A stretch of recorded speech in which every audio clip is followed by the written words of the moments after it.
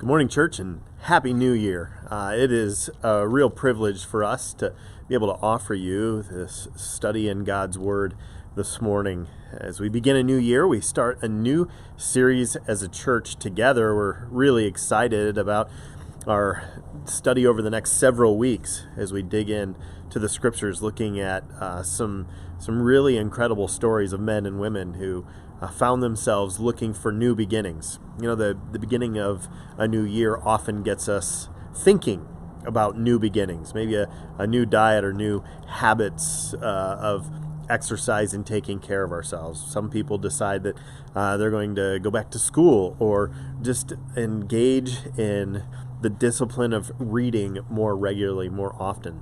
Other people set out to grow and mature spiritually by committing themselves to certain disciplines, either more time in prayer or studying the Bible or meeting together with other people to grow in their faith. It's a time of renewal for us. And so we're going to engage in a series together, a study together that will help us look at how other people started over or kind of reset life for themselves. Several years ago, I watched the movie Shawshank Redemption, this incredible story about a man named Andy who was wrongfully imprisoned for the murder of his wife. While in prison, he built relationships with several of the other prisoners. Toward the end of the movie, these men, as they come to the end of their time in prison, they start thinking about what life might be like on the outside. Some of them had been in prison for decades. The world had changed drastically while they were inside, and they struggled to know how really to go back to life, to civilian life, in the midst of the busyness and new technology and relationships that would need to be formed from the very beginning for many of them. Starting something new can be daunting and intimidating. But sometimes in our lives we find that as scary as a new beginning may be, it's still better than what we're walking away from. The Bible is full of stories of people who found themselves disillusioned with what had become their norm. Sometimes we see a narrative of individuals who were caught in impossible situations or stood at a pivotal crossroads in their life, knowing that the decisions they would make in those moments would change the course of the rest of their days. Others had come to the end of themselves, found themselves in a situation that was so desperate or so terrible, or found themselves introspectively realizing that the individual they were was just not acceptable. And they decided to let God do something powerful in their lives. All of them experienced a monumental resetting of sorts, letting go of whatever was familiar in order to grab a hold of whatever God might have for their future. What made them available to God in such a way, so receptive to God's purposes? What was necessary for their healing? How did they mature to become all that they could be? What did they need to repent of in order to move forward and get back on track in life? Well, these are the questions that we're going to answer over the next several weeks as we learn from people what it means to truly reset in life. We're going to start today with the story of a well-known individual from Scripture, King David. You know, he is legendary in many ways, but I think for us, it's difficult to truly grasp just how much influence, how incredible the affection for him is from God's people.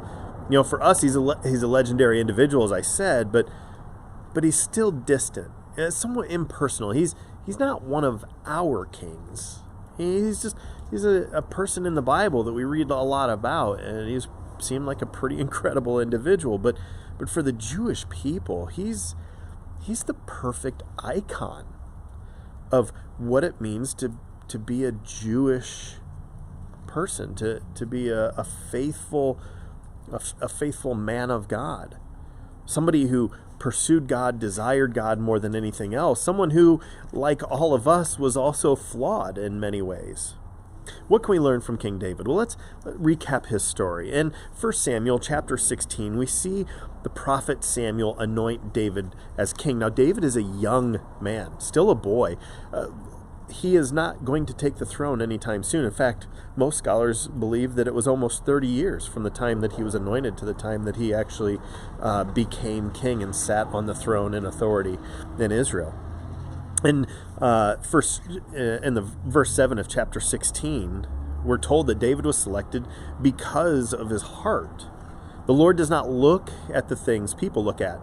People look at the outward appearance, but the Lord looks at the heart. David was selected because God saw something in David's heart that resonated with himself.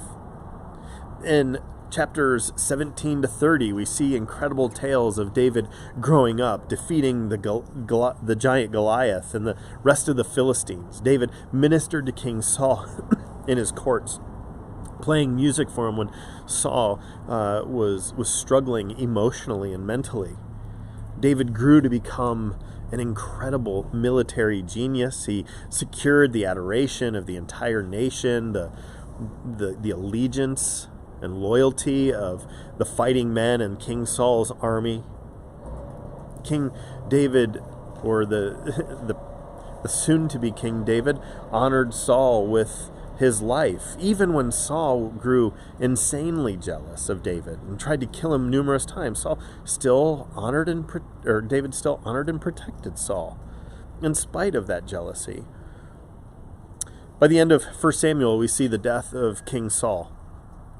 And there arose a conflict between David and those faithful and loyal to him and those loyal to the family line, the kingly line of King Saul. But nevertheless, in 2 Samuel chapter 5, David becomes king. He takes the throne and secures the nation under his leadership. Chapter 7 shows us that God declared and promised security for David on the throne as the chosen king. And David was a good king. He was a wonderful king. In 2 Samuel chapter 8, we read, King David dedicated articles to the Lord, as he had done with the silver and the gold from all the nations that he had subdued. There were nations that would bring tribute to David, pay him incredible wealth in exchange for peace with them. And the Bible tells us that David often took that wealth and dedicated it to God and his purposes and to glorify him. David reigned over all of Israel, 2 Samuel says, doing what was just and right for all his people. Later on in his reign over Israel, David considered Saul's house, this king that tried to kill David for several years. And David asked, is there anyone left in Saul's house who I can show kindness to for the sake of Jonathan? Remember, David was wonderful friends, best friends with Saul's son Jonathan. Over the course of time, the king of the Ammonites died, and his son Hanun succeeded him as king. David thought, I will show kindness to Hanun, son of Nahash, just as his father showed kindness to me. You see, Nahum was the leader of the Ammonite people. They had been enemies of the Israelites for decades, if not centuries. And David looked for opportunities to show kindness to them. He honored God. He cared for his nation. He showed generosity and mercy to those who had once been enemies to him. He offered peace to current enemies. And then in 2 Samuel chapter 11, things fall apart. Just as it couldn't have been any better. David was a strong king. He was a mighty king. He was a good king. They were prosperous. Their borders were secure. The people were worshiping God passionately, and it was in the glory days of the nation of Israel that David found himself in a bad place. His heart was in a bad place, and 2 Samuel chapter 11 starts off by saying, in the spring, at the time when kings go off to war, David sent Joab out with the king's men and the whole Israelite army. They destroyed the Ammonites and besieged Rabbah, but David stayed in Jerusalem. This is a strange thing for him to do. David, one of the military geniuses in history, one of the greatest military leaders who has ever lived, didn't go with his army. He was always with them. He led them in battle. That's why they were loyal to him when King Saul died, because of his companionship and camaraderie with them, because he had fought beside them for so many years. And now, at the peak of his reign, he abandoned them. He sent them out to go to war without himself. David's heart had grown idle. The heart that God loved so much had gotten complacent and lazy. But it gets worse. As we continue reading in 2 Samuel chapter 11, verses 2 to 4 tell us that one evening David got up from his bed and he walked around the roof of his palace. From the roof he saw a woman bathing. The woman was very beautiful, and David sent someone to find out about her. The man said, "She is Bathsheba, the daughter of Eliam, the wife of Uriah the Hittite." Then David sent messengers to get her. She came to him, and he slept with her. In addition to being idle, David's heart was also covetous. He desired someone that didn't belong to him. When told that she was the wife of Uriah, it didn't matter to David because he desired her, and so as king, he took her for himself. From there, we see the story play out. Bathsheba gets pregnant because of this encounter with King David. And so David decides, instead of coming clean, to try to cover up this sin. He calls her husband Uriah home from battle and tries to encourage Uriah to go home and be with his wife, hoping that perhaps this pregnancy might be understood to be his.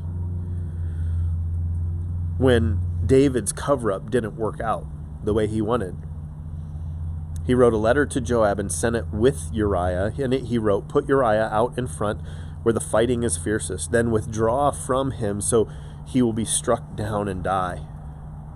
You see, when David couldn't cover it up simply, he took drastic measures and ordered the murder of Uriah. If Uriah died, his wife would be available to be married again. Word came back, of course, of Uriah's death. It played out just as David had commanded, and David's response to hearing the news is absolutely despicable. His heart, in addition to being idle and covetous, had also grown callous and hard. In 2 Samuel chapter 11, again, verses 24 and 25, we read the report. "Then the archers shot arrows at your servants from the wall, and some of the king's men died. Moreover, your servant Uriah the Hittite is dead." You know, we often hear this story and think about Uriah being murdered, but he wasn't the only one that died. It says that some of the king's men died. There were others drawn into this net that David had cast. Other families devastated by the death of their husbands and fathers, sons, because of David's greed and because of his refusal to accept his own greed and sin.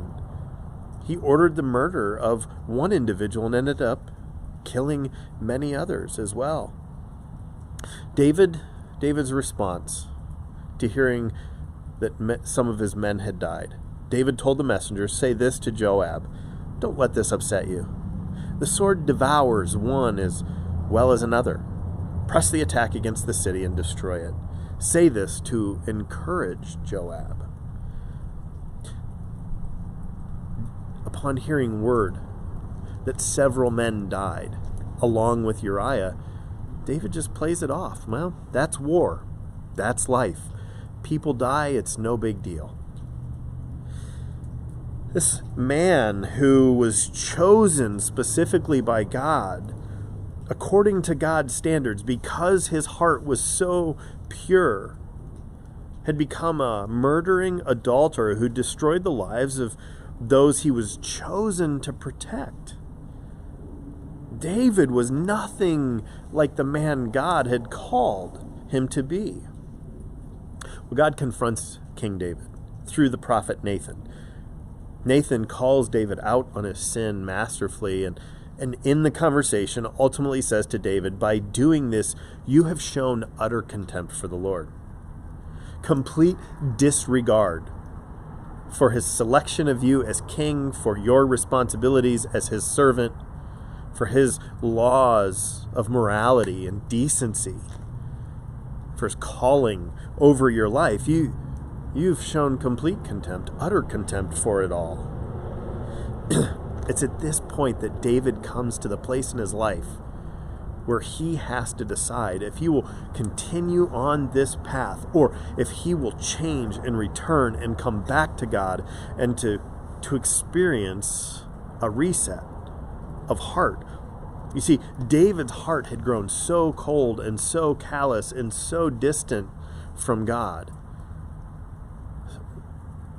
that he was willing to do horrible, egregious things. When he's confronted, David does immediately realize just how far he had fallen. He's completely broken. In fact, part of David's reset comes when his callous heart becomes malleable again. It becomes moldable in God's hands. David cries out to God in his deep grief and mourning. As you read through 2 Samuel and some of the Psalms, you can see the grief in David for his brokenness and his sin. And in fact, in Psalm 51:10, he begs God, create in me a clean heart, a pure heart, O God, and renew a steadfast spirit in me. David realizes that he's been drug away, he's been enticed, he's been pulled away from that which he was meant for. And he begs God to come and to soften his heart, to mold it and to shape it, to make it right again before God. A couple verses later, verse 17, David says, my sacrifice, O God, is a broken spirit. You see, there was a system, a series of sacrifices for sin in the regular order of worship for God's people. And David recognized that it wasn't just about making a sacrifice, an animal sacrifice to cover his sin. He wanted something more personal than that. He says, my sacrifice, O God, is a broken spirit, a broken and contrite heart. He says, God, you will not despise such a heart. His callous heart became soft, something God could work with again. From there, we recognize that David's covetous heart, the heart that longed for that which was not his, also became content again. He realizes that God has blessed him richly, that God has protected him throughout his life, that he's given him opportunity, that he's blessed him with wealth and friendships and people loyal to himself. He's blessed David with a special relationship by placing his Holy Spirit on David. Instead of taking what he wanted in the future, David became receptive to what God had ordained for David. And as we read this story play out, some of what God ordained was some very difficult consequences because of David's sin. Again, in Psalm 51, David says, wash away all my iniquity and cleanse me from my sin, for I know my transgressions, and my sin is always before me. David said, I can't turn my attention away from it. I recognize it, and I see it. It's on my mind all of the time. He says, against you and you alone have I sinned. I've done what's evil in your sight. And then he says, so you're right. You're right in your verdict, and you're justified when you judge me. Lord, whatever you determine is correct, and I submit myself to it. I accept whatever must come as a result of this. A part of David's punishment, part of the consequence of his sin, was that the son that would be born to he and Bathsheba grew ill shortly after he was born. He got sick, and within a week, he died. David experienced the grief of a parent who would lose a child. After mourning and fasting for an entire week, pleading with God for the child's life, once the child died, we read in 2 Samuel chapter 12 that David got up from the ground. After he had washed, put on lotions, and changed his clothes, he went into the house of the Lord and he worshiped. And then he went back to his own home, and at his request they served him food and he ate. This seemed like a strange response to the death of the child, to David's servants and his household. And I think as we read it, it does too. But when we recognize what's happening internally for David, it shows us that David really has had a change of heart.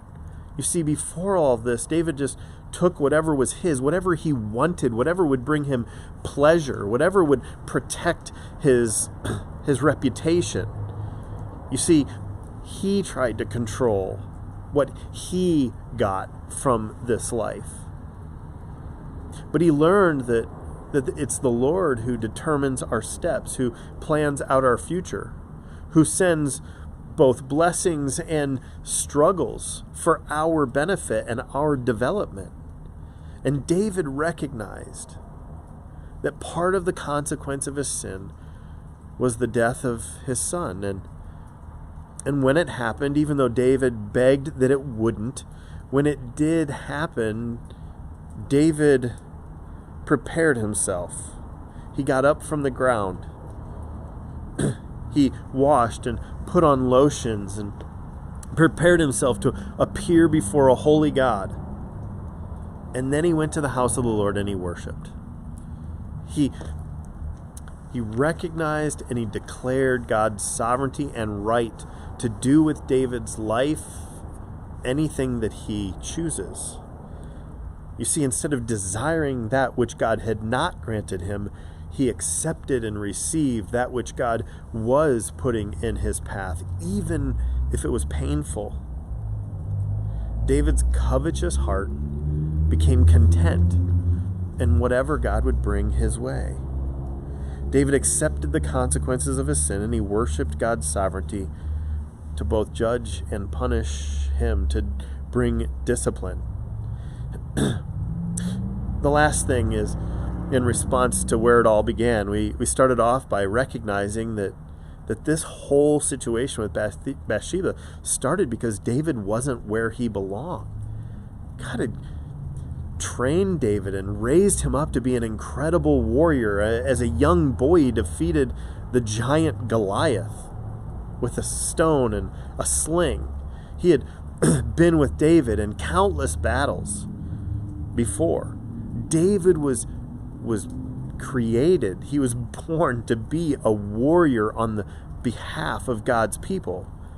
And he had skirted that responsibility. But as we read the story, we see at the end of 2 Samuel chapter 12 that David's idle heart, that which gave room for temptation to come in, his idle heart became industrious again. David got back to work. He knew who God had created him to be. He embraced his responsibility and his role within God's story, and he went back to that which God had made him for. So David mustered the entire army and went to Rabbah and attacked it and captured it. David was meant to be a warrior, to secure the borders, to create a space, a land, a nation for God's people. And so after he finished his grieving and his mourning, when his heart reset, he set back out to do that which God had created him for. So As we read the story of David, we see a reset of heart. A callous heart made soft. A covetous heart made content. An idle heart made industrious. David recognized that God had made him for a purpose. David recognized that God would teach him and shape his character to be like God's own character. And David was ready to receive it, to take on the responsibility for that which God asked him to do, and he set out to do it. Sometimes in our own lives, we find ourselves in a season where we're just not motivated, or maybe we sense God's calling and we've just put it off. We've not given our best effort, or maybe given no effort at all.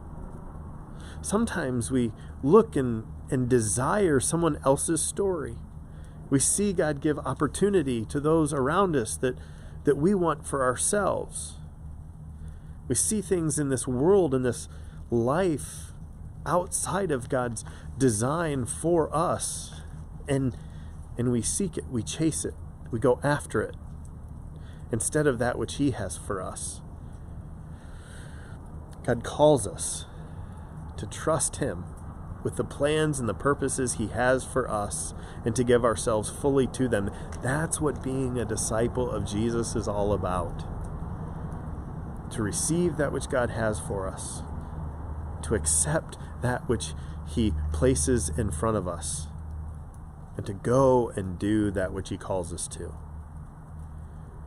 This year, as we begin, may we first and foremost allow God to reset our hearts, to be soft for His teaching and His discipline, to be content with His provision and His plan, and to embrace and be bold in doing and pursuing actively that which He's asked us to do. When we do so, we experience new life. We experience new opportunity that only the God of the universe can provide. Let's pray.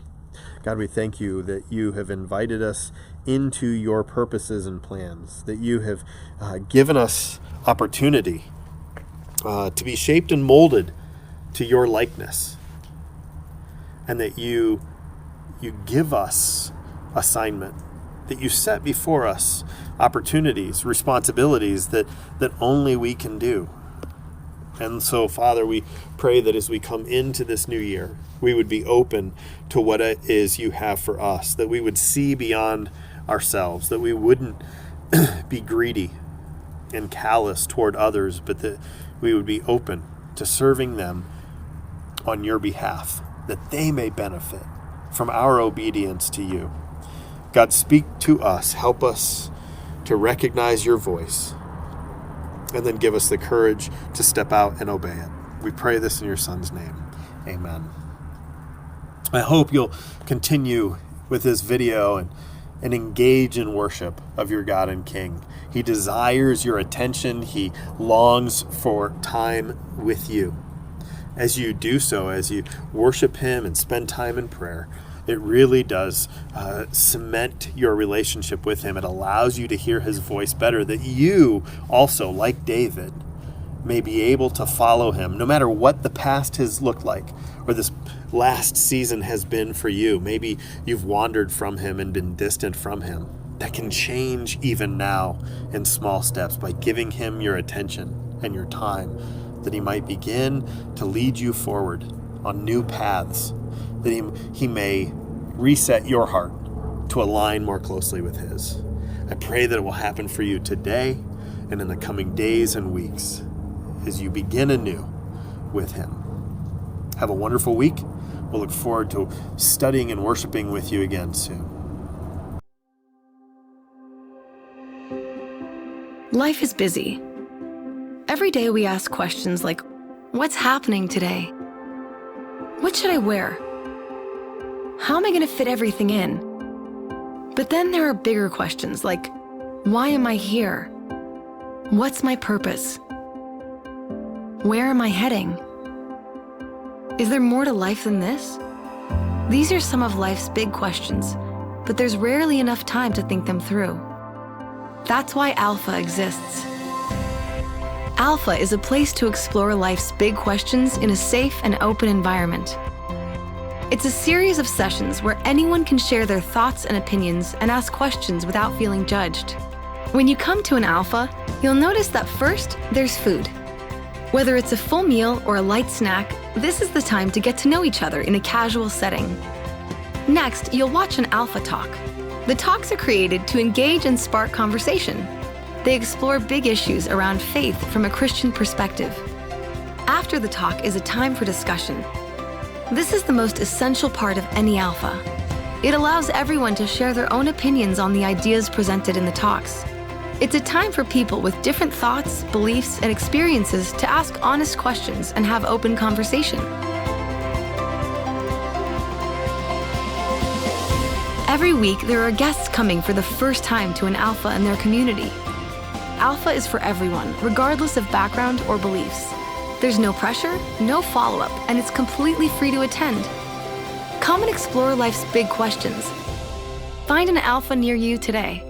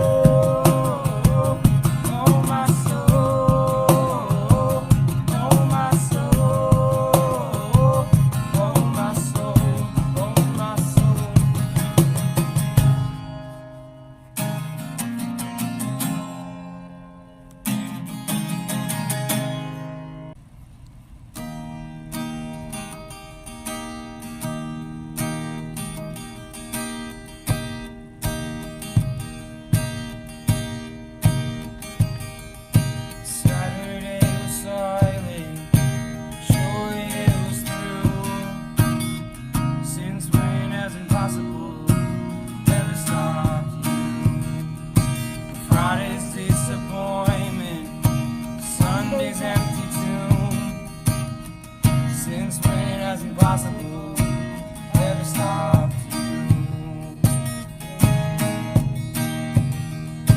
This is the sound of the dry bones rattling. This is the praise make a dead man walk again. Open the grave, I'm coming out. I'm gonna live again. This is the sound of the dry bones rattling.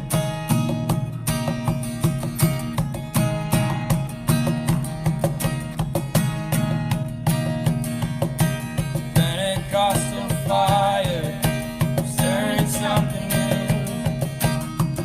You're not gonna run out of miracles anytime soon. Resurrection power runs in my veins too. I believe there's another miracle here in this room. This is the sound of the dry bones rattling. This is the praise make a dead man walk again. Open the grave, I'm coming out. I'm gonna live again. This is the sound of the dry bones rattling.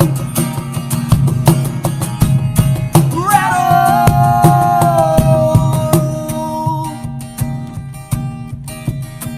My God is able to save and deliver and heal and restore anything that He wants to.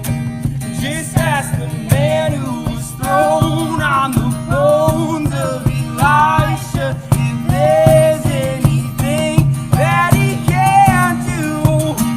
Just ask the stone that was rolled at the tomb in the garden what happens when God says to move. I feel Him moving it now. I feel Him doing it now. I feel Him doing it now. Doing now. This is the sound of the dry bones rattling. This is the praise make a dead man walk again. Open the grave, I'm coming out. I'm gonna live again. Open the grave, I'm coming out. I'm gonna live again. Open the grave, I'm coming out. I'm gonna live again. This is the sound of the dry bones rattling. Rattle.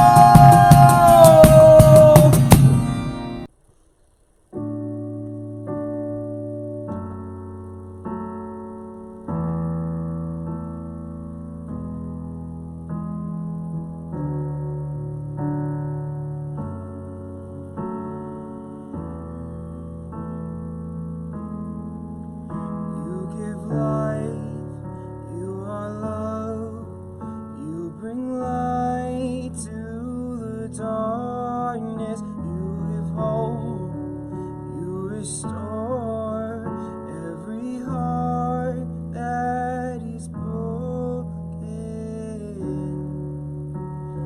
Great are you, Lord.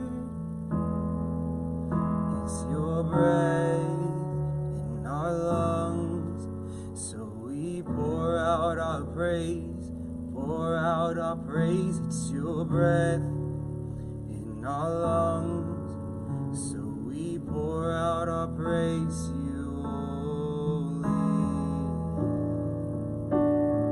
Great are you, Lord. You give life, you are love, you bring light to the darkness, you give hope, you restore every heart that is broken.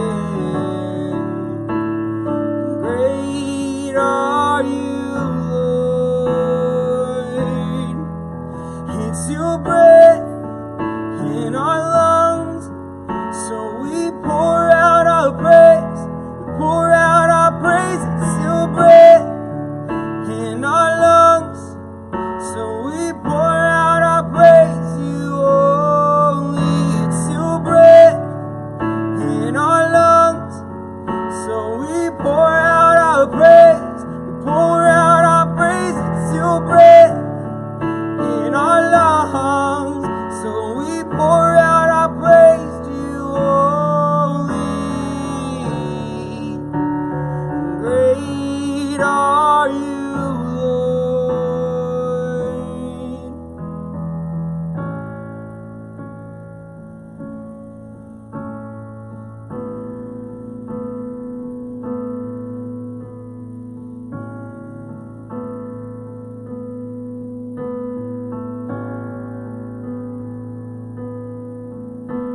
And all the earth will shout your praise. Our hearts will cry, these bones will sing. Great are you, Lord. And all the earth will shout your praise. Our hearts will cry, these bones will sing. Great are you, Lord. And all the earth will shout your praise. Our hearts will cry, these bones will sing. Great are you, Lord. It's your breath in our lungs, so we pour out our praise, pour out our praise. It's your breath in our lungs, so we